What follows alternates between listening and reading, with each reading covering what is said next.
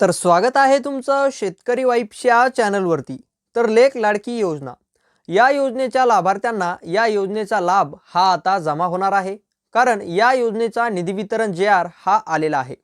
या योजनेअंतर्गत लाभार्थ्याला एकूण 1,01,000 रुपयांपर्यंतचं अर्थसहाय्य हे दिल्या जातं आणि हे अर्थसहाय्य लाभार्थ्याला टप्प्याटप्प्यामध्ये दिलं जातं। पहिला टप्पा मुलीच्या जन्मावेळी 5,000 रुपये जमा होतात। त्यानंतर जेव्हा मुलीचा प्रवेश हा पहिलीला होतो त्यावेळेस 4,000 रुपये जमा होतात।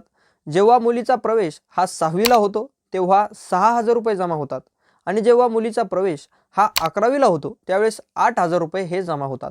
आणि त्यानंतर जेव्हा मुलीचं वय हे 18 वर्ष पूर्ण होतं त्यावेळेस मुलीला 75,000 रुपये हे जमा होतात आणि असे एकूण करून 1,01,000 रुपयाचे जे अर्थसहाय्य आहे ते लाभार्थ्याला जमा केलं जातं, मुलीला जमा केलं जातं। आणि आता याच योजनेचा निधी वितरण JR हा आलेला आहे। तर या JR मधून आपण या निधी वितरणाविषयीची सविस्तर माहिती ही आपण पाहणार आहोत।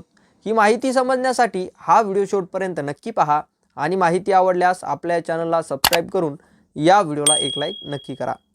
तर तुम्ही पाहू शकता हा आहे तो JR आणि या JRचा विषय तुम्ही येथे पाहू शकता। लेख लाडकी या योजनेकरिता निधी वितरण आणि हा JR दिनांक 10 डिसेंबर 2025 रोजीच शासनाने निर्गमित केलेला आहे। त्यानंतर येथे आता या योजनेचा शासन निर्णय आहे की ज्यामधून हा निधी वितरित करण्याबाबत मान्यता ही देण्यात आलेली आहे। त्यामध्ये तुम्ही माहिती पाहू शकता शासन निर्णय। तर शासन निर्णयामध्ये ही योजना राज्यात 1 एप्रिल 2023 पासूनच मुलीच्या जन्मानंतर तिच्या सक्षमीकरणासाठी लेख लाडकी योजना सुरू करण्यात आलेली आहे आणि आता याच योजनेअंतर्गत हा निधी वितरित करण्याबाबत शासन निर्णय हा निर्गमित करण्यात आलेला आहे आणि यामधून मान्यता ही देण्यात आलेली आहे।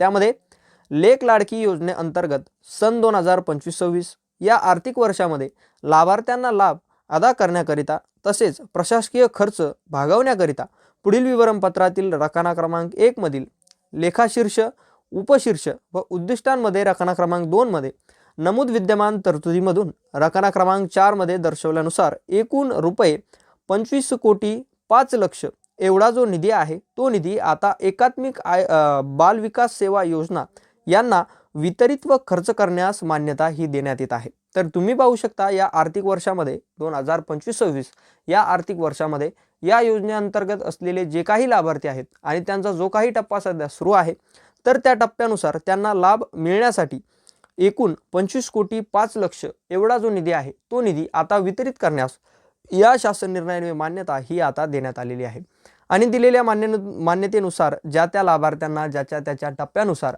हा निधी वर्ग करण्यात येणार आहे, त्यांच्या खात्यामध्ये हा जमा करण्यात येणार आहे। तर ही होती एकूण या योजनेअंतर्गत वितरित करण्यात येणारा निधी याविषयीची सविस्तर माहिती जर तुम्हाला आवडली असेल तर आपल्या चॅनलला सबस्क्राइब करून या व्हिडिओला एक लाईक नक्की करा, म्हणजे अशाच अपडेट्स तुमच्यापर्यंत पोहोचत राहतील।